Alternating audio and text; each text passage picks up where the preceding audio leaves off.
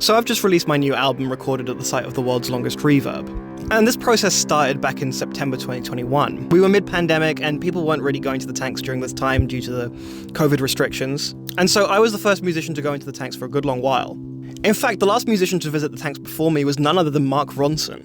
He was there as part of a documentary series he was producing called Watch the Sound. And it was really convenient for me because he left a lot of equipment there, so all of the hard hats and, the torches and stuff were all Mark Ronson's crew's equipment. But when I actually ended up watching the segment he did on the Inch and Down oil tanks, I was a little bit disappointed with how he presented things. You can watch the episode for yourself. Mark is a fantastic communicator and a great musician and is a legend for a very good reason. But from what I understand, he just kind of took a drum machine in there and played it for a little bit, and the conclusion of the segment is essentially just that it's too much reverb, which I think is a shame. I think if you're going to record in a space like this, you have to meet the space in its own terms.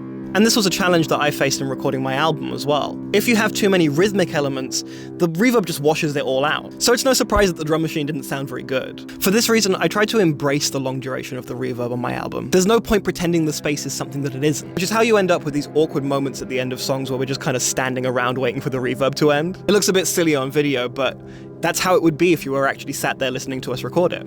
You should check out Mark's documentary series. It's called Watch the Sound, and it is genuinely really good. I think that the difference is that where he saw limitation, I saw opportunity, which is just the way it goes sometimes.